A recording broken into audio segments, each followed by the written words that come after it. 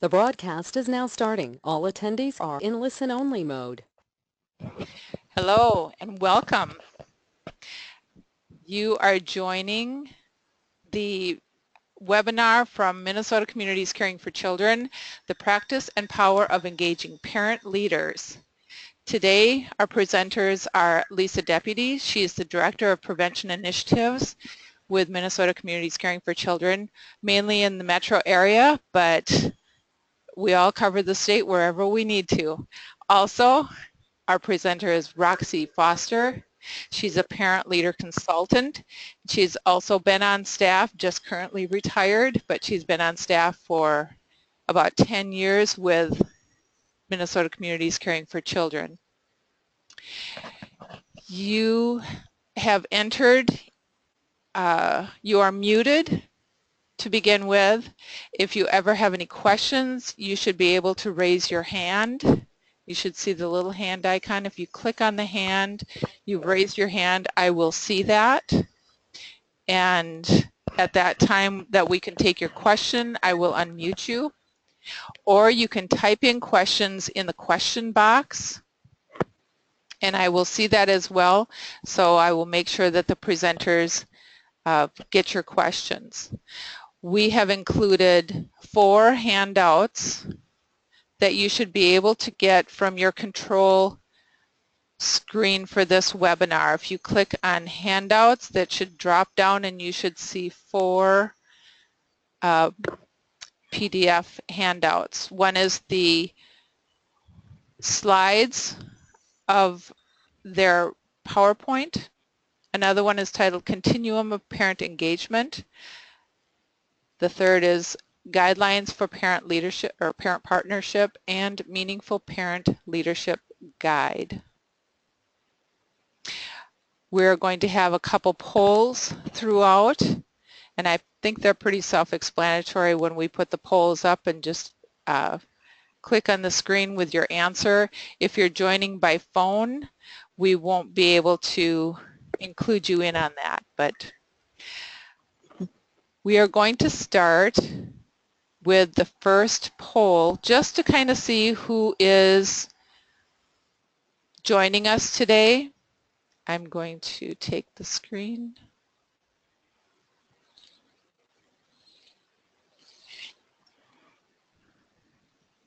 And put up that first poll question. Can you, launch it. I'm still getting used to doing the polls.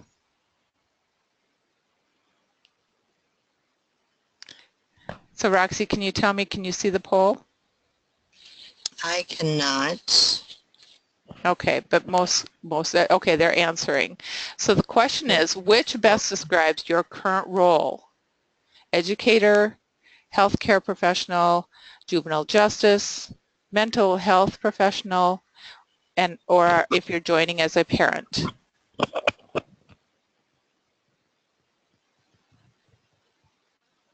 So I'm going to leave that up for a couple more minutes or seconds.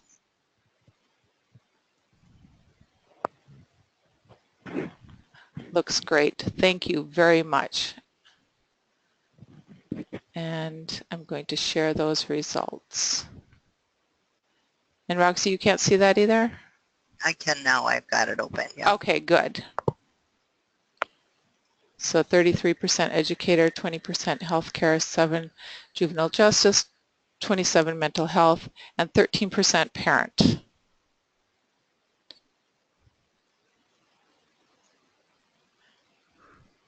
Thank you very much. Roxy, I'm going to give the screen back to you. My name is Barb Sorum. I also work with Minnesota Communities Caring for Children and will be moderating the webinar for today.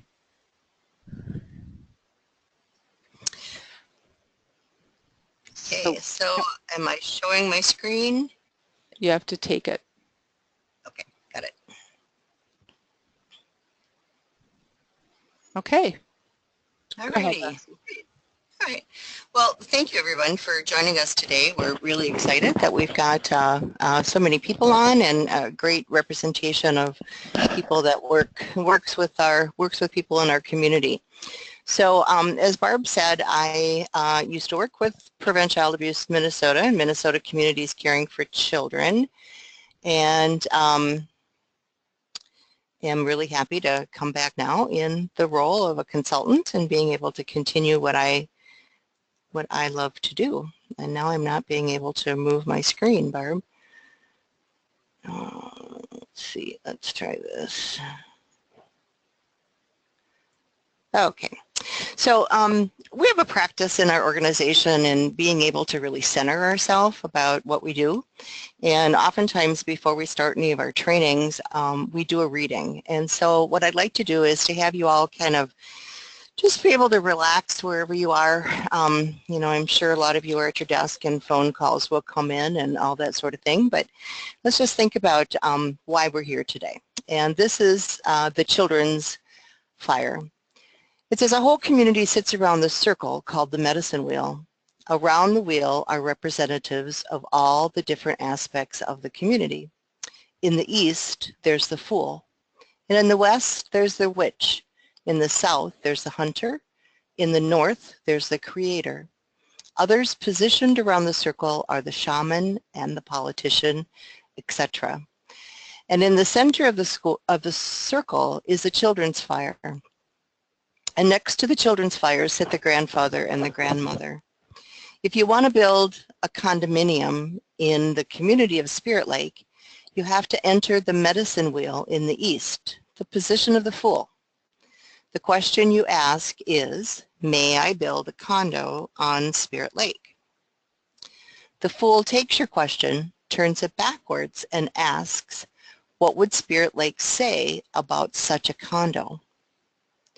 You then have to take the question the fool gives you to everyone around the medicine wheel.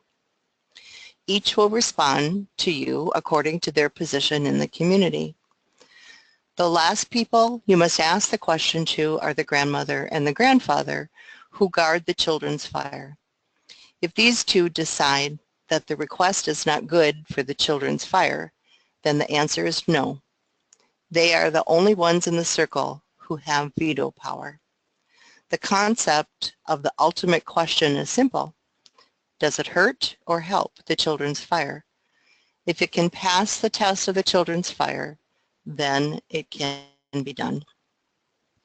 So I'd like us to reflect on this today through everything we're doing. And of course, our passion in life and why we do what we do is to make sure that our children are safe and well taken care of. And I will pass this one on to Lisa. Thanks so much for that, Miss Roxy. And so, you know, it all starts with asking a simple question, and which is why. Why would parents want to be involved? Why would staff want to engage parents as partners?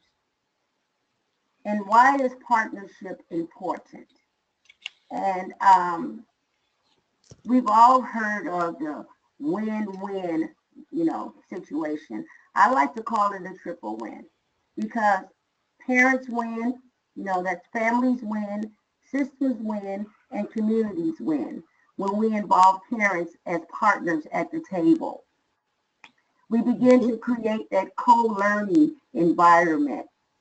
Systems begin to understand a parent's perspective. They begin to understand the cultural norms, the risks, and the strengths of parents. And systems can begin to evaluate themselves to better serve parents and communities. Parents have a chance to make their voices heard in a very meaningful and positive way. And hearing from communities, systems can better understand what a community really needs and begin to provide the equity programs within the communities. So again, when we ask that question, why involve parents? That's because everyone wins. Thanks, Lisa. So what we're going to do today is really be able to introduce you to some best practices of engaging parents with professionals. And so, you know, some of the things on the screen here is being flexible and creative and supportive and cooperative. And it seems like it should be an easy thing to do, but we know it's not easy because it's really all based in relationship. So this is what we call our continuum, and you'll have a handout of this that you can look to. So if you don't take notes, it's on one of the handouts. And what we put it together is around a continuum of what the action of the professionals would be thinking about and what are the response of the parents.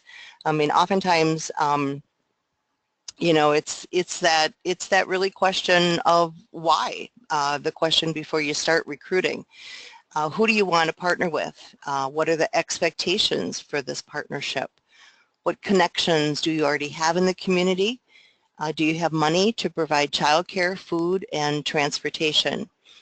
Barb, would you put up handout one? Are you doing that, or am I doing that, or are people having that? I forget. I can, if you go to your handouts, and please let me know if you can't find it, but there's a little drop down in your handouts in your control screen, usually to the right. And correct me, you want to open, it's called Guidelines for Parent Partnerships. Partnerships, yeah. That's the one you want to open. Yep. Yeah. So these are for you to really kind of question for yourself as an organization.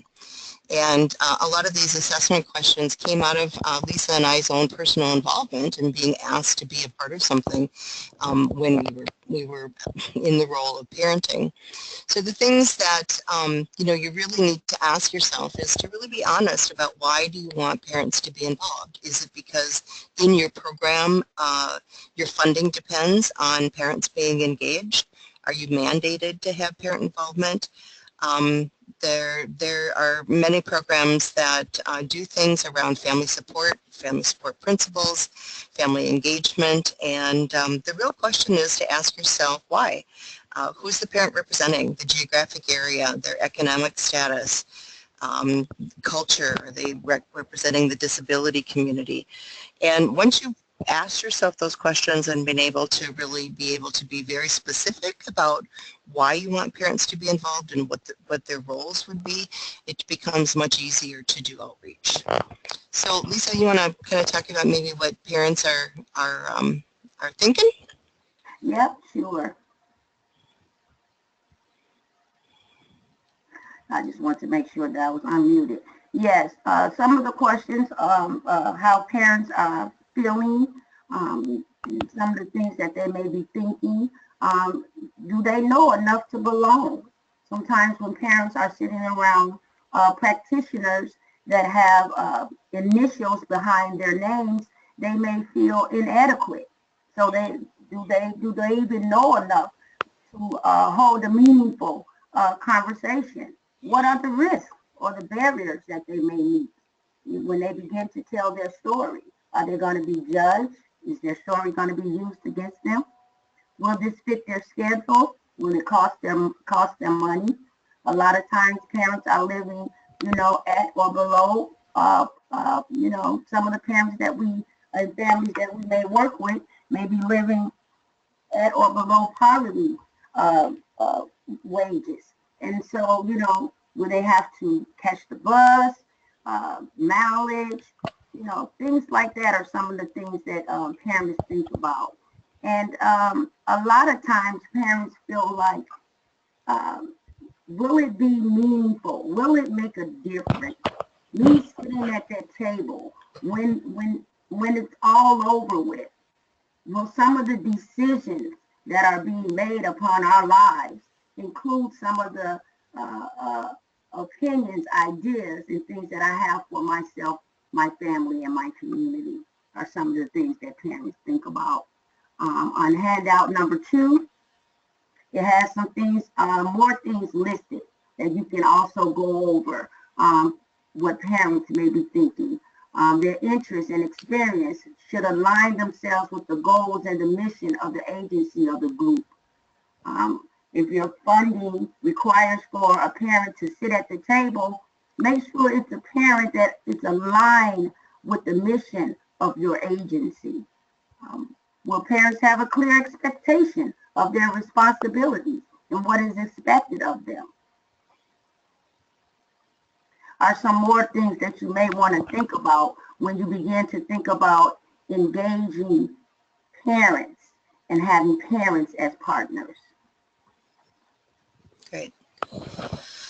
One of the other handouts you have is the Principles of Family Support Practice. For those of you who have been around for a long time, there was an organization called Family Resource Coalition, Family Support America, and through that practice, when that organization, they were really defining what are the principles of family support. And so that practice, I think, just is pretty foundational and still works for today. So staff and families work together in a relationship based on equality and respect. And again, that relationship piece is the one that is really important. That staff and families have the capacity to support the growth and development of all family members. And we've learned this with our parent leadership team that we have at MCCC, with our contracted parent leader group we have through the Department of Human Services, that not only are we wanting to provide information so that those parents can go into the Department of Human Services and be partners, but they have they work on their self-interest, their mission in life, and their family and community. So all of those things are very important. We know, Lisa and I, from doing this work, that sometimes it takes a lot of time away from your family to be a part of an organization or a board or a task force or whatever. And so, for the family to understand why you're there is really important and affirms the importance of the parent in their role of parenting and participating in the community. Building the community building process is really important, that they're involved in the process and the planning. We say involved in planning, implementation, and evaluation, so that they are moving along in partnership to be able to see the successes, be a part of the implementation, and also being a part of the evaluation. Certainly we live in a multicultural society, so we need to be able to bring people together that are different from us. And we used to say in the beginning, sending parents out to the Department of Human Services was like sending them to Mars.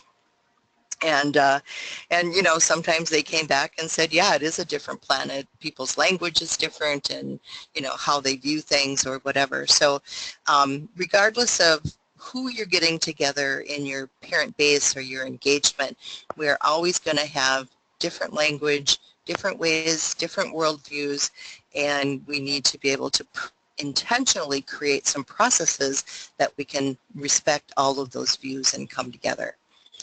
That parents advocate for family services and systems that are fair and accountable to the family served. Oftentimes what happens is organizations will come into a community to find out what's going on in that community, and so they'll have some community meetings, maybe they'll talk to some people, and then they go back and create whatever it is that they needed to have information about without bringing those people along with them. And it's really important that that parents are, if they're asked to participate, that they're also asked to stay at the table. Yes, can I say something? Yeah, go ahead. We often like to say, no decisions made about me without me. Mm-hmm. Yep. So. Yep. And early engagement is really important. Again, it's building those relationships for the right reason. So we feel the best practice is to have individual informal conversations with the targeted population. And if it's a group of parents or just a one-on-one, that you're really going out and talking to them and finding out what their self-interest is, so that you understand that when you're bringing them into your initiative, whatever that would be, that your self-interests are mutual. I think this is really really an important thing, and allow them to ask questions so that they're clear about why you're asking them to be involved. Lisa, you want to do the parent response? Sure. Most parents want to know, do they really know the issues that impact my family? A lot of times, systems believe they have all the answers without asking, what do you really need, or how can I help you? Is it for me or for them? Are they just trying to, quote unquote, fill a quota? Is it one of their requirements? Did the feds come down on them? You know, or what do they really want? Do they really want to know what I'm really feeling, what I'm really thinking, and what my family and community really needs? And so those are some of the parents' responses when they're asked to sit at tables or when they're asked to be involved. Parents oftentimes feel like they're just tokenized, and we don't want parents to feel that way. We want them to feel like they are truly partners. Again, yeah. Yeah.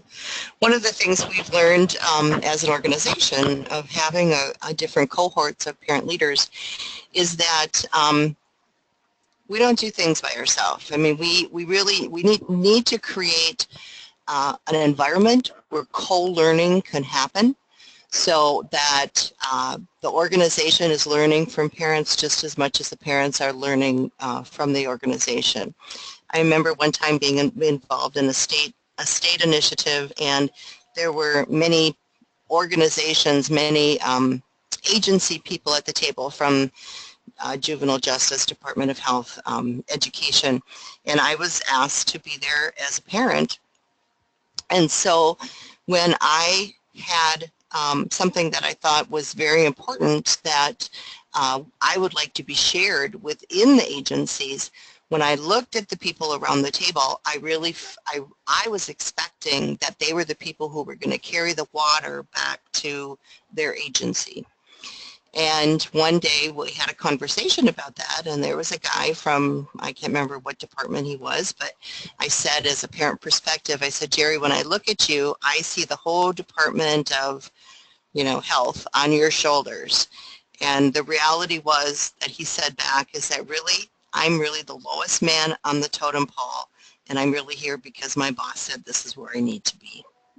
So when we think about those two perspectives, I who am there because I care so much about my children, I care so much about my community, I really want the outcomes to happen and be able to come back home with me. And he's there because his boss told him he had to go to a meeting. I mean, if we think about the passion that parents have when they come to the table, it's really important that they understand what the role of everybody is at the table so they can start to learn. In the groups that we've had, when we need the department calls us and asks for a couple of parents to serve on a committee, we make sure that 2 parents go so that if one parent's child gets sick, the other one can go. Plus, the people in the organizations, I always say, have the water cooler to talk over about what just happened, where parents are going home and picking their kids up and are disconnected from all the other people at the meeting. So again, it's allowing that shared interest to happen, allow parents to tell their story in a variety of ways, and understanding that it takes time. It doesn't happen overnight. It really takes time. But organizations really need to be open and flexible to change agendas and timelines in the beginning. And sometimes this happens if there's a burning issue that is happening and the agenda needs to change to be able to meet that issue. Those are the sorts of things that build trust. When parents know that they can bring an issue, first of all, they know who to bring an issue to and understand the process on how the issue can be resolved. And we make mistakes together. I cannot tell you how many mistakes we've made with our parent leadership teams. But if we come to them and say, we screwed up, this really shouldn't have happened that way, that we make mistakes together so that we can be better together to build a partnership. So it creates that co-learning, so it's not them and us. I know more than you do, whatever, but that we're learning together to be able to problem solve and to build relationships. So Lisa, you want to add in there? Sure. Parents, where do I see my ideas or suggestions implement?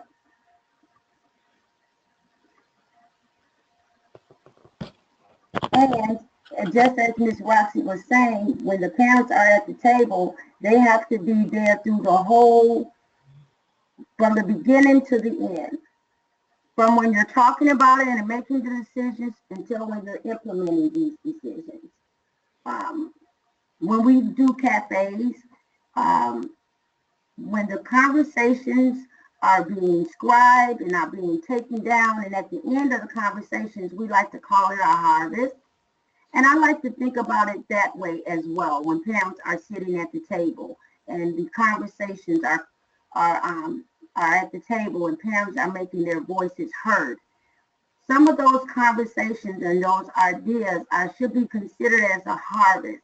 And then action steps or specific decision-making ideas should be created from those conversations. And parents should be involved in that as well. A lot of times, just as Ms. Rossi was saying, when you look at someone that is working for the system, a lot of times parents look at them as the system. So to begin to develop that trust, can I trust the information I receive as truthful and accurate? Will it benefit and will I grow from my participation? Is it all for you or is it for us? Am I going to gain something from it, or is it just for the system to fill an initiative? Do I have an opportunity to build relationships with both professionals and other parents? A lot of times we like to use the term parent leaders, but sometimes parents don't feel like leaders. So to begin to build those relationships can help them it can empower them to feel like leaders and to become leaders within their families and their communities. A lot of times when you use that language, practitioners may feel like their position is about to be in jeopardy. So they're resistant to have parents involved and parents at the table.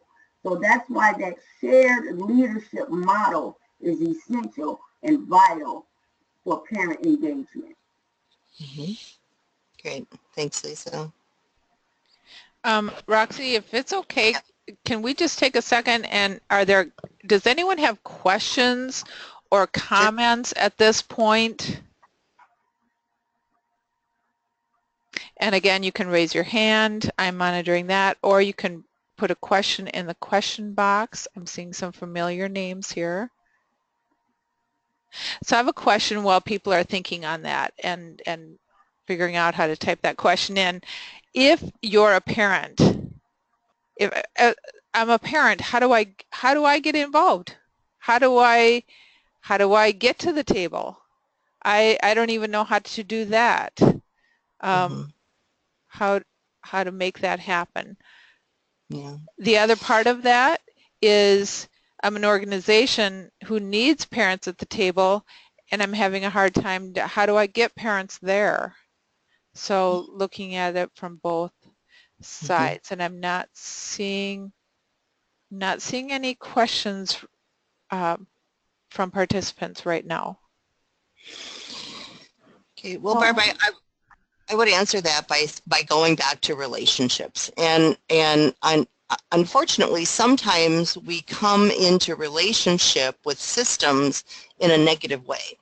Schools, for instance, there's the conference, student conference, that sort of thing. There's the PTA, there's the PTO. But when you get a one-on-one relationship from someone within the education system, it's usually because something is gone awry. you know, your child has done something or been suspended or whatever. So those one-on-one relationships don't happen on a regular basis. And also I think that's the, you know, kind of professional end responsibility, but also parents have the same, they don't check in just to see how things are going. You know, they think education is the place where my kids are and they know what to do, and you know, there's kind of a separation. So in order for those opportunities to come forward, there needs to be a relationship from someone together in an organization or an agency for the parents to really be able to feel that they're comfortable to ask questions, that there's a respectful mutual relationship beginning to happen, and then, you know, it's an opportunity on both ends for them to ask one another to be more involved. Yes. And I would also say with organizations, if you are having an initiative where you see there's a need for parent involvement or parent engagement, I would suggest that you align yourself or partner with, collaborate with other organizations or agencies that work with children and parents, i.e. schools, you know, children, there's parents, you know, that are raising those children. So that's how you can begin to start having parents involved and parents knowing how to get involved. Mm-hmm. Another thing, parents can begin to look, you know, at their legislation and what's going on in their communities in order to begin to get involved and for their voices to be heard. Mm-hmm. So those are just a few things that I can think of that can possibly help parents get to the table. Legislator, very, very good point. Okay, so I have a question.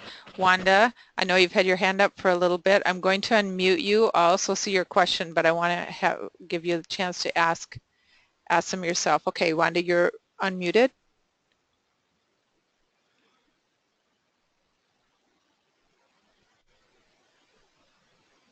Hi, Wanda. Okay, that's all right. Her question is, so she typed it in as well. You mentioned a parent cafe. How can you tell us more about that, please? How the whole process of that, how to implement that maybe in our local area, and how does that work? Okay, so Parent Cafe is derived from the World Cafe model, and I like to say it's simply a vehicle for dialogue, for open conversations. There are different cafes. There are parent cafes, community cafes, Minnesota cafes, healing cafes. So the Parent Cafe basically focuses on the parent and the child's relationship. And Minnesota Community Caring for Children, we do cafes throughout the state. I'm not sure what area that you are in. However, you can contact us and we can come out and possibly do a cafe in your area. But basically, it's an initiative to bring people together for meaningful conversation. So whatever the topic is of the cafe that you'd like to do, we have a curriculum from Strengthening Families Illinois that we use that's focused around protective factors, which for those of you who may not be familiar with protective factors, they're factors that research has shown that if families have these factors intact, their chances of maltreating their children go down substantially. So there are things like parenting and child development, understanding where do I go for supports, where do I go for concrete supports, emotional and social development. So there are questions that prompt those kinds of answers from parents. And oftentimes parents come together and, or the community will recruit the people that come together, but oftentimes they're people who don't know each other and really don't have these kinds of conversations with anyone. And so they begin to have conversations, they begin to see that, you know, they're not the only ones struggling with some issue with their kids or their family or the community. And it's a way to build community. And Lisa also talked about the harvest, and the facilitator keeps track of all the input that comes back, and then the community has that harvest to build something on if they choose to do that. It's a great model to get people together. Mm-hmm. Yeah, it is.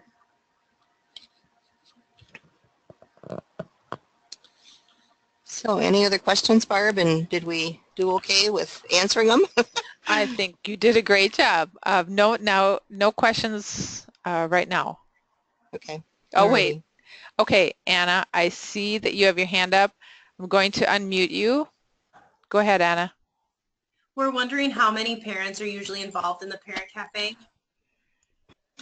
Well, you can do a cafe with hundreds of people involved. It really just depends on, you know, your situation. In a Parent Cafe, there are usually 3 questions that are asked, and so tables of 3 to 4 at least. Yeah. Yeah, at least 4 people and not more than 7 or 8, because if it gets to be too many people, then, you know, everyone doesn't get an opportunity to share. So it really depends on, you know, what your reason for doing the cafe is. But a good cafe is 3 to, you know, maybe 6 tables of people. Right, and 4 to 7 people. yeah. Right. And we do them in usually a series of 3. So people are coming back and asking more questions and building up on their answers.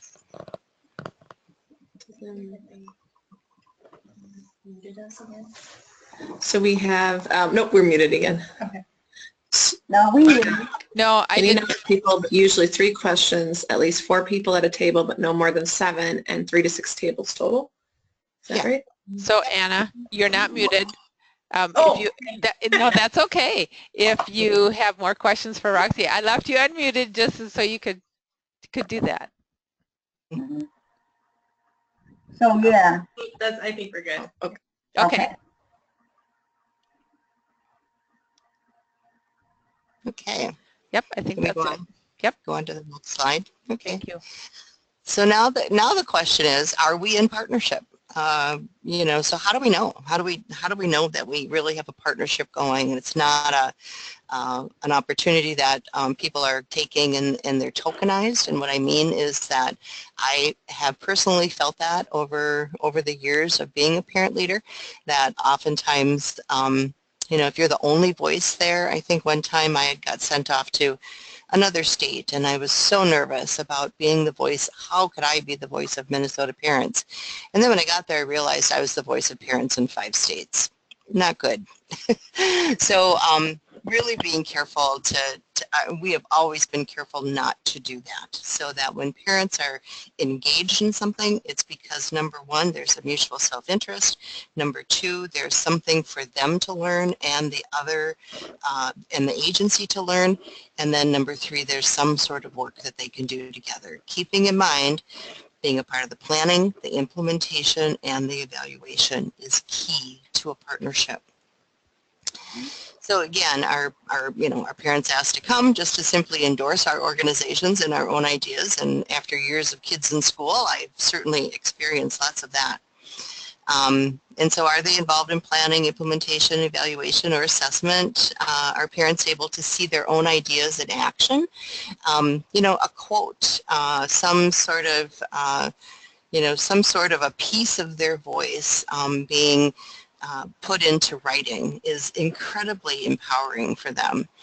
What have you learned from different perspectives? So again, you're learning, your perspective is going to be changed if you're really in partnership with community and parents. And then how are we celebrating our outcomes together? You know, so again, even if it's just little wins, celebrating together is a very important and empowering act to be able to build that trust and relationship and partnership. So Lisa? Yes, I was just going to say that it is very, very important that families feel that they are valued and that they have the power to create the change that is needed.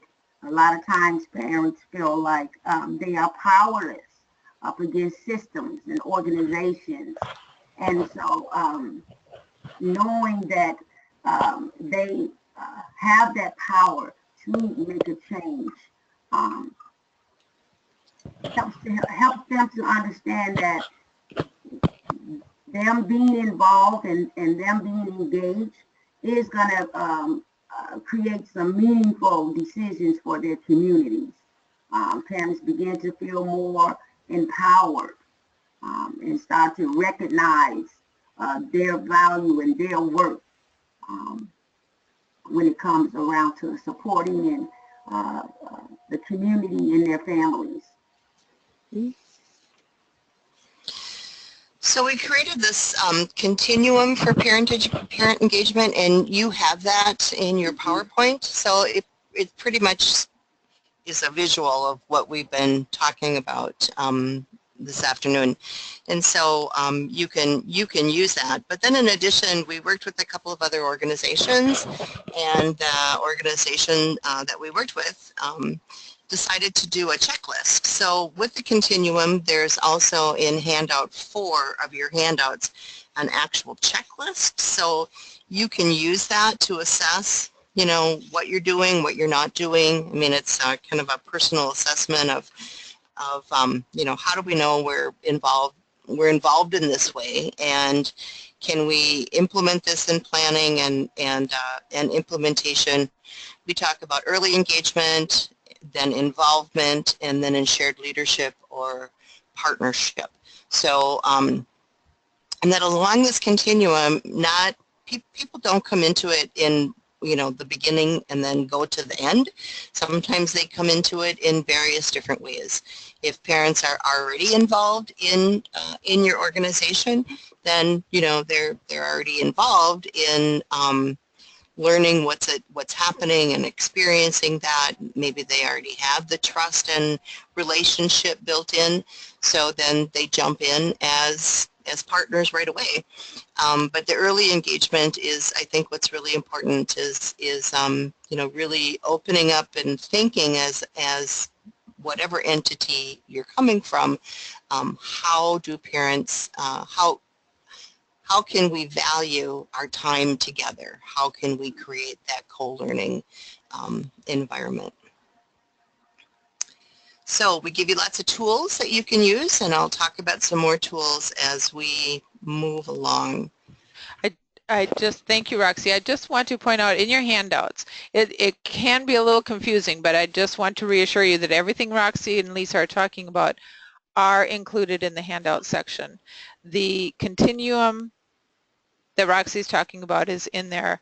The handout number 5 checklist, if you have opened or printed the guidelines for parent partnership, is the last section within that handout. That's where the checklist is, and I find it very helpful when I'm working with agencies, communities. That's all. I just wanted to make sure that they knew where to find those things. Great. Well, and this is, you know, this is what we use in Minnesota. I mean, there's all kinds of different models being used on kind of a continuum, and the last handout you have is actually a publication that was put out by Friends National Resource Center and Meaningful Parent Leadership, A Guide to Success. Many of the organizations that we've been involved with, whether it be the National Children's Trust Fund, Friends itself, Circle Parents.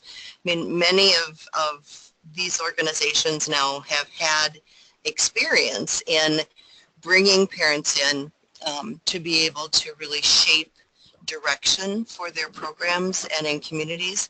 And so in the guide itself, there are lots of different sort of checklist assessments from a lot of different organizations across the country.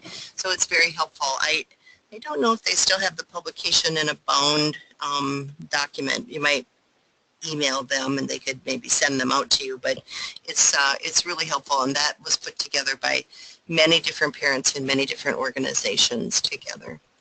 Anna has another question. So Anna, I'm trying to unmute you. You must be muted on your end.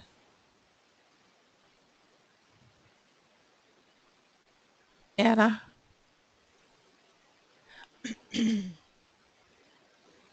No, I'm sorry, I'm not able to unmute you. You must be muted. There you go. Okay, now we can hear you. We're just wondering if the handouts are available after the training.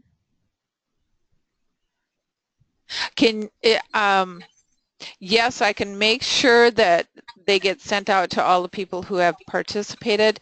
Are you able to see the handout section in your Yes. part of the webinar? Okay. You still want me to send them out? Yes, please. Okay, I can sure do that. Yeah, we're going to send out a Survey Monkey, so maybe they can just be attached to that. Sure. Yep, you should be able to get that tomorrow. Thanks, Anna. Right. But in Minnesota, we really feel that our best practice is, again, meaningful parent leadership, using that word, I think, rather loosely right now, because in the years that I've been involved, leadership can sometimes scare parents, because you don't, how many people have said, oh, I'm just a parent.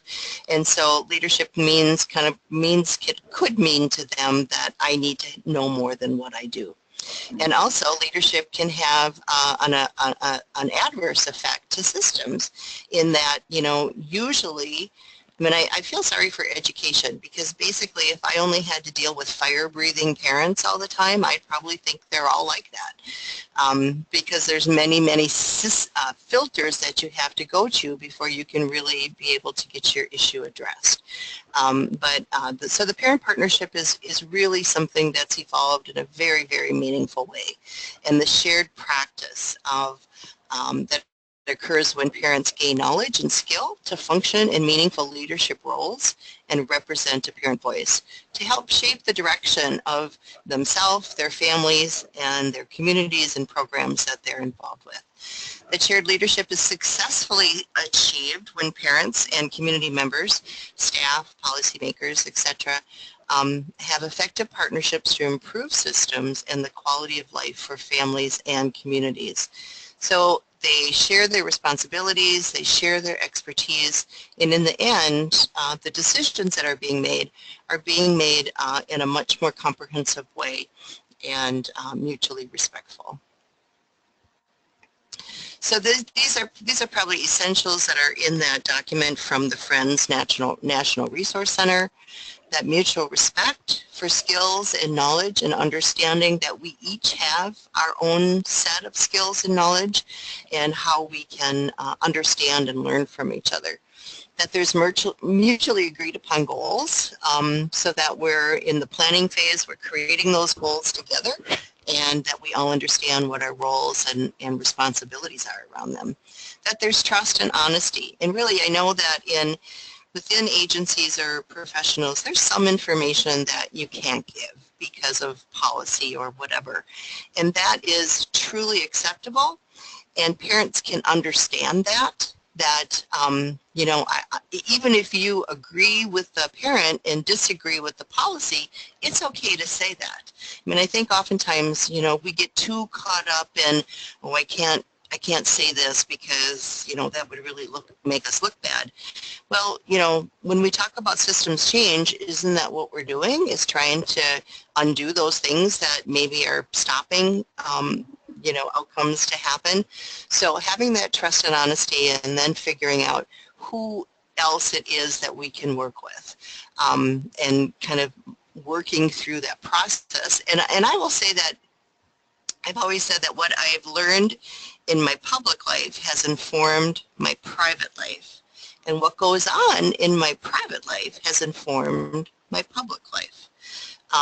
When I first started out as a parent in a collaborative on the east side of St. Paul, I didn't know what a budget was. I know I never saw anybody in my family do a budget. I had no idea what that was. But when I had to help create the budget for the family center, it taught me so many things that then I could bring into my family.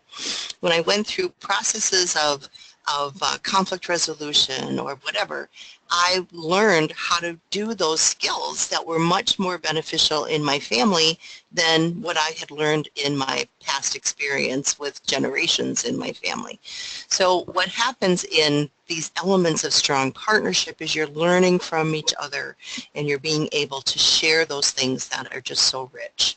So clear and open communication, shared planning and decision making, shared resources, and resources don't have to come in money, you know, they can come in knowledge. Actually, knowledge I think is, to me, more important than money.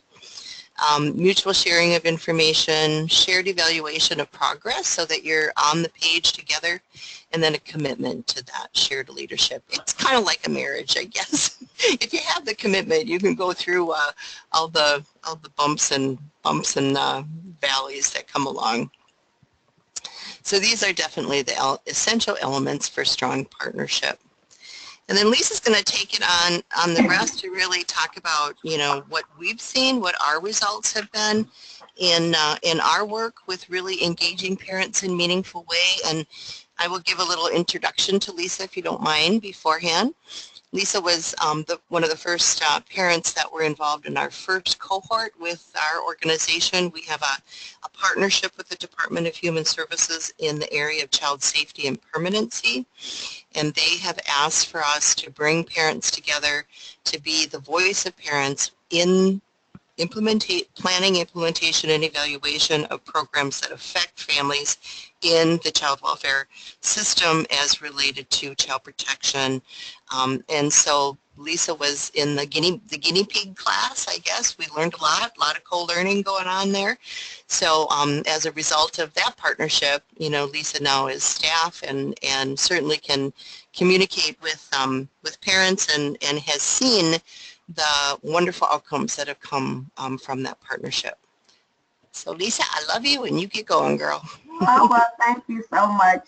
Yes, can you advance the slide for me, please? Oh, yes, of course. So, just as Roxy, when she was introducing me, that was some of the results for the parent leadership for child and safety permanency. But also we have the developed new attitudes and agency and parent behaviors leading to trust and stronger partnerships. We've identified meaningful leadership roles for parents. Parents sit on different workshops and committees throughout DHS, lending their voice, opinions, and ideas on how to create, you know, a better system, so to speak, for lack of a better word. We formed organizational structures such as a task force or teams for staff and parent leaders to work together to implement and support a wide range of opportunities for shared leadership. One of the organizations that we had partnered with was, at the time, it was William Mitchell College of Law. Right now it's Mitchell Hamlin. But from that, one of the parent leaders from the first cohort sat on one of their boards, and parent mentors developed from that. So we've created organizational cultures with resources to support roles for parent leaders. We've removed barriers to partnering with parents. Sometimes the barrier for parents being able to come to the table is childcare or transportation. So we've helped with that. We pay childcare for parents to sit at some of these tables. We help with mileage, supporting and recognizing parents in advocacy roles. There's been times where parents have gone to the Capitol and talked with some of their legislations to help to create some changes. They've done one-on-ones, told their stories in meaningful ways, have had trainings around such things, encouraging parent leaders to serve as role models and mentors to other parents. So those are just some of the things that have developed out of this partnership. Another thing is, like Ms. Roxy was saying, not only am I now staff, but I'm also a statewide trainer for Minnesota Child Welfare System. Another parent leader is now CEO of the Parent Mentoring, her own organization, her own nonprofit organization. And our liaison for the Parent Leadership for Child and Safety Permanency is Charles Dixon. And he, again, was another, came from, like Ms. Roxy liked to say, he was another guinea pig that he derived from the from the first cohort. So right now he's our liaison. He's the person that we consult with to have parents to sit on different workshops and committees throughout DHS to help to create changes throughout their system. Right now, our last cohort, we had a fair amount of fathers that sat on the cohort, which was quite, different, because a lot of times there's a lack of father involvement and fathers sitting at the table. And that had developed where fathers were able to get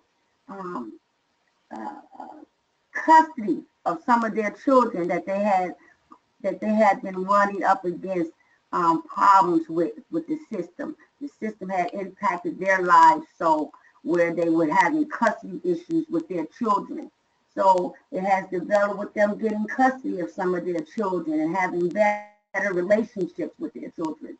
So having these strong parent involvement, parent partners at the table and helping to implement some changes throughout the communities and throughout the systems is very vital to help us to move forward into progress. So those are just some of the things that has developed throughout this partnership. Yeah, I think we've just seen some incredible movement. I mean, some of the parents have come into the leadership team with, not a lot of organizational skill, and so we've been able to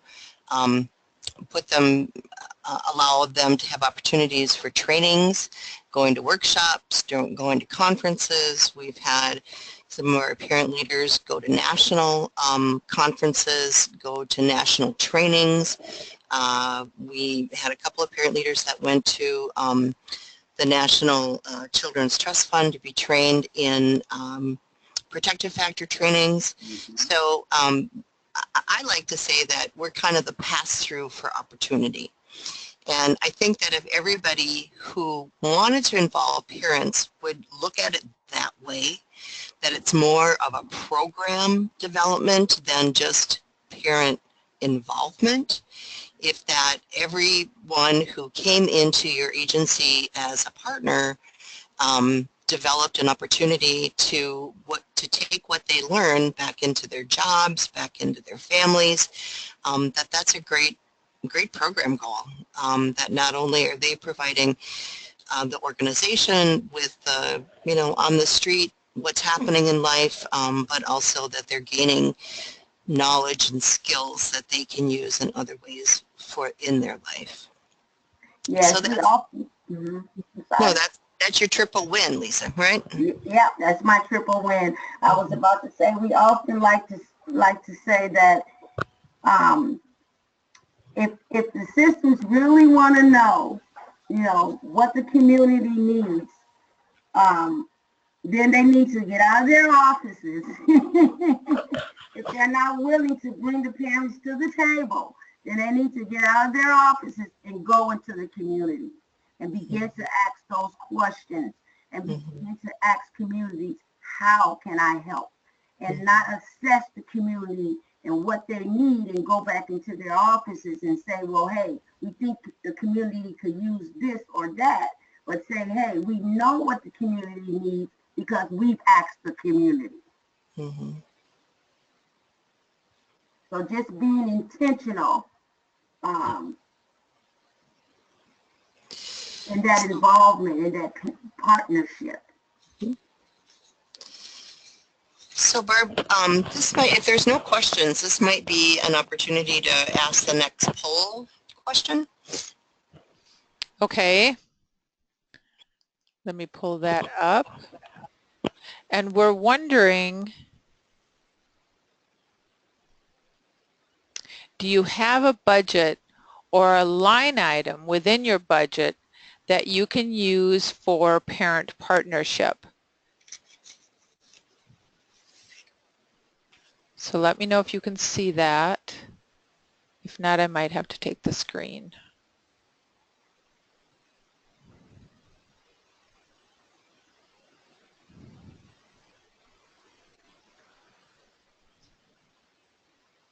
Okay. So it's pretty close. 43% are saying yes. Wow. 57 are saying no. Roxy, I'm sorry. I don't know if I had to take the screen or not, but I'm giving it back to you. So All right. thank you very much for answering that. Yeah. Well, and I think one of the things about having a budget or having a line item where you can be able to provide those things that eliminate barriers for parents to participate, which of course is, you know, childcare, transportation, language translation, if that's a population that you serve. Whether there's a stipend involved or not, that's, you know, that's a decision of your organization.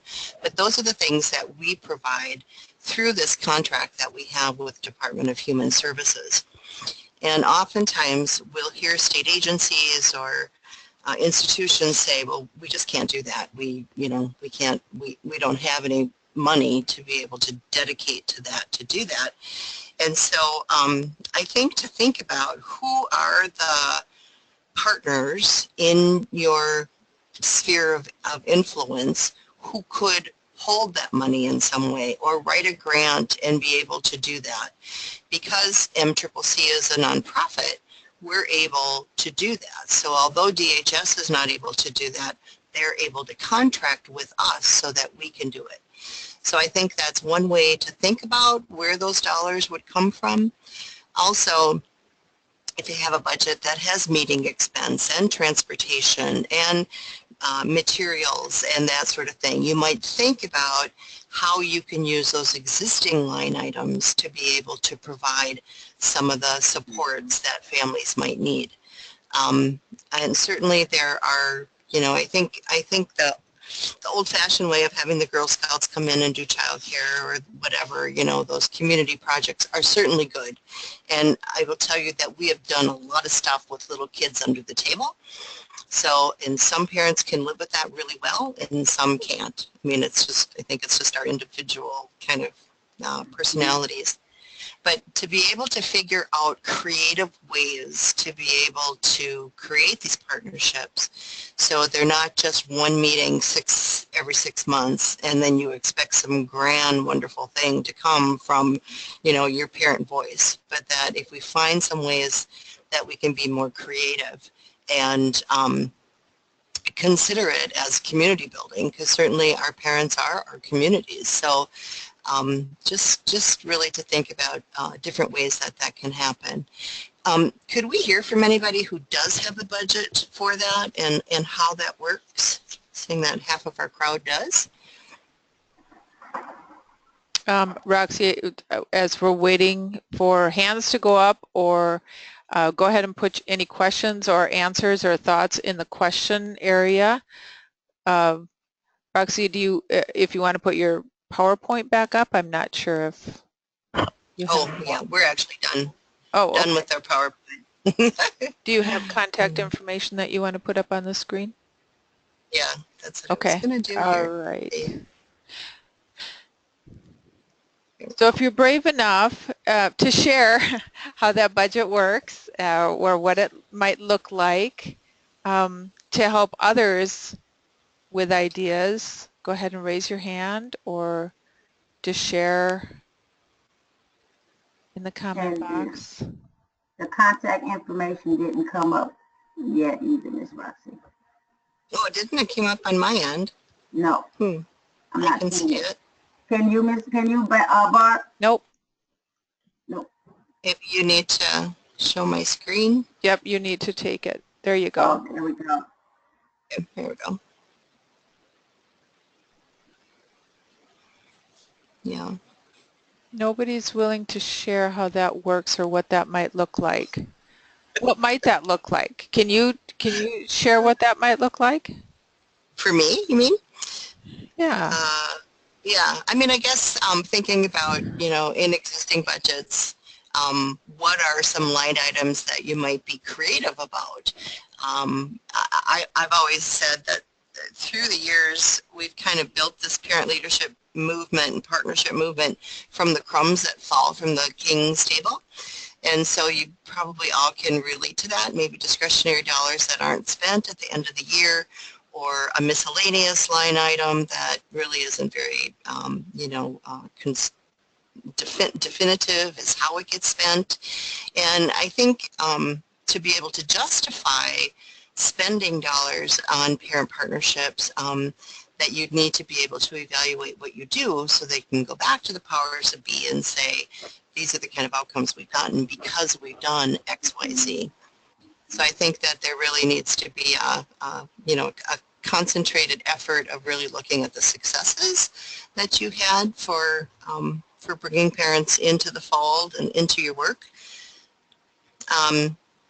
And I really encourage you to download the Meaningful Parent Leadership Guide for Success. There are lots of different different things in here about how they have created different. I hope that they work. But benefits from state lead agencies, why involve parents again is in that. So you can have some language if you want to write a small grant to be able to do that. If you'd like to get parents involved with you to write a small grant to do that, and you know, just let it build the momentum from there.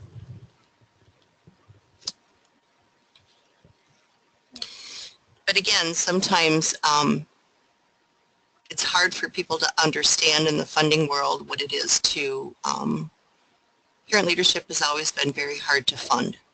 And so, but when we talk about parent partnership, we talk about community building, talk about the opportunity for parents to share their voice and shape policy and practice. Those are things that are fundable and can actually be a part of your programming.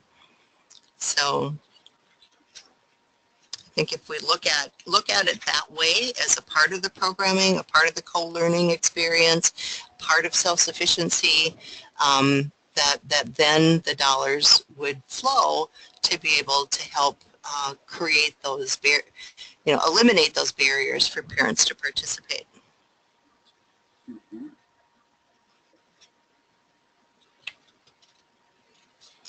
Fortunately or unfortunately, in the disability community and, Head Start, those sorts of programs who know that parents involved totally make better outcomes for their kiddos. They've had some federal help to get monies to flow through that.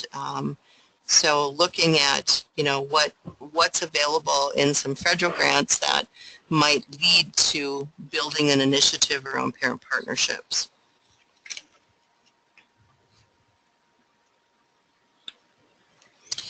In the work that we do around child abuse prevention, there is a mandate in the law, in the federal law, that it's Title II of the 2003 Child Abuse Prevention Treatment Act.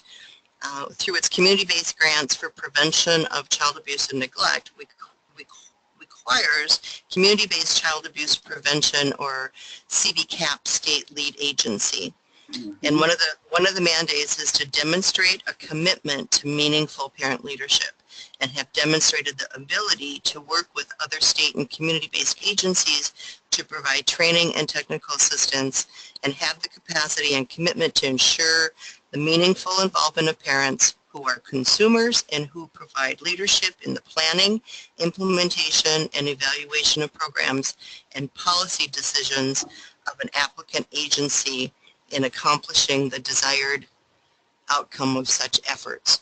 So that's, that's one piece of course it's a mandate, it has no money with it, but it's one piece of legislation that's in the Child Abuse Treatment Act that a lot of people don't recognize. So maybe within your organization or your agency or your department, there would be something in there that might mandate that to happen so that you have some some fodder, some foundation to say this really does need to happen because such and such says this is what we should be doing.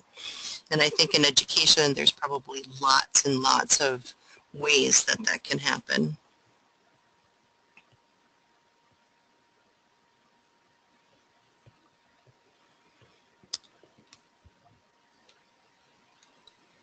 So I just, I love the work that Minnesota Communities Caring for Children's been doing around our parent leadership, around the work that we've been doing for adverse childhood experiences, the work that we do around Circle of Parents for mutual self-help.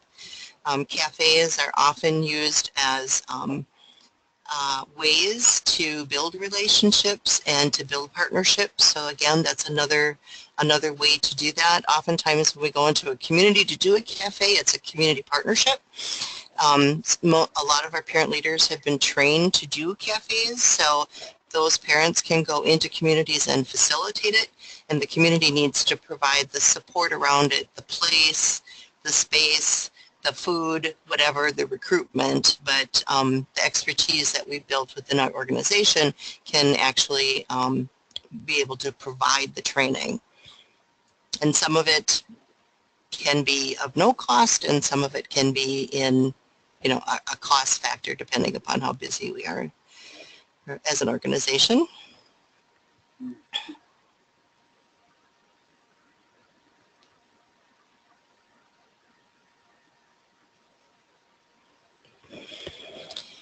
So I am up for questions.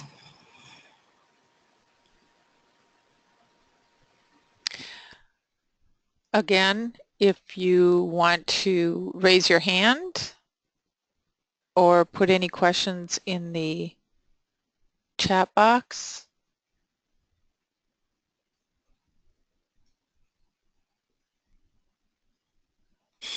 I know that we've given you a lot of information, so if on a later date you have questions, you could give either Lisa a call or myself a call, and we'd be happy to work with you.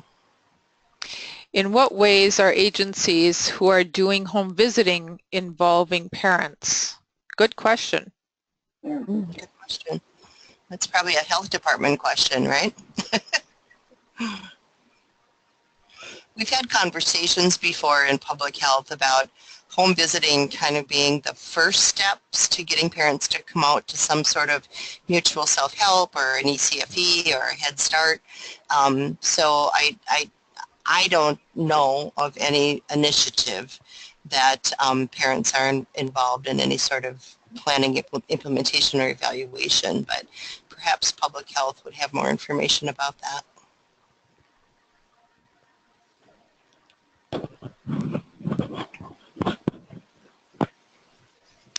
What does it look like for DHS to collaborate with Minnesota Communities Caring for Children to offer parent groups, specifically Circle of Parents groups?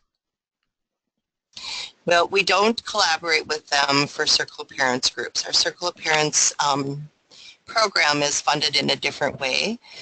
So what we're collaborating with them for, and Barb, you should probably talk because I'm not even on staff anymore, but we collaborate specifically for parent partnerships and for parents to be involved in DHS in the area of child safety and permanency. So that's basically, and you know, they revise the contract all the time, so there might be other things that are in there. I think community cafes are in that contract, but if you want to have detailed information, I would call Becky Dale, who is our CEO, I think, is that her title? COO. She's our COO. Yeah, she's the chief operating officer. So you could call the number that's listed under Lisa Deputy's name on the screen, the 523-0099. Becky Dale would be the person to ask about that. But I will say that as far as the Circle of Parents program, your organization and or agency community can partner with us or collaborate with us to develop a Circle of Parents within your organization or community. And most times to develop that Circle of Parents is at no cost to you. So as far as the training, background checks that we do that at no cost to the organization or the community. So if you're interested in developing a Circle of Parents group, depending on what area you are across the state, you can contact one of our regional directors and we can begin to start that process of developing a Circle of Parents group within your area. That's outside of our partnership with DHS. Oftentimes the parent cafe will kind of spark a Circle of Parents getting going. I mean, I think when parents come together in the parent cafe, they realize it's okay to talk about this stuff and they want to continue the conversation. I don't think I've ever done a cafe where, you know, I haven't had to cut off a conversation because our time has gone too far. I mean, people want to continue talking, and so if they want to continue those conversations in their community, well then, you know, a next step would be to create a Circle of Parents group.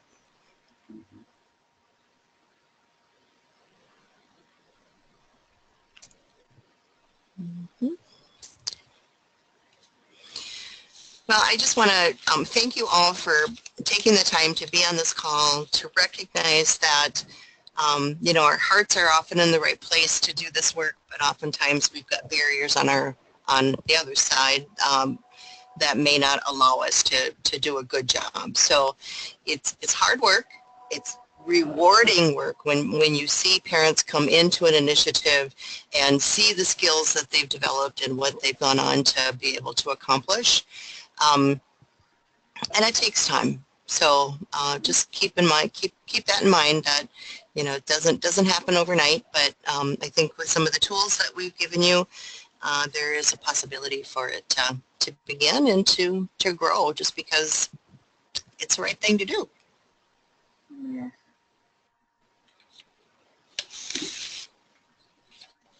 I also just want to say thank you as well for taking the time to join us, and I hope we've given you some some great ideas to consider on how to involve and engage parents in a meaningful way. Sarah says, thank you for the presentation. I will be contacting both of you, actually, about adding a group to Greater Minnesota. Oh, wonderful. Okay. Okay. And I'm not seeing any other questions. This has been very good, very helpful, great information. And if you haven't had a chance to look at the attachments, I think they're very helpful as well, especially that checklist, just to kind of go through it and what are we doing? What aren't we doing? How can we do better? All right. Well, with that, thank you very much, Lisa. Thank you very much, Roxy. This webinar is being recorded, so that will also be available if you have other staff members or other parents or other groups who might want to see it as well. All right. All right. Thank you, guys. Have a great day. Have a great day. Thank you. Bye-bye.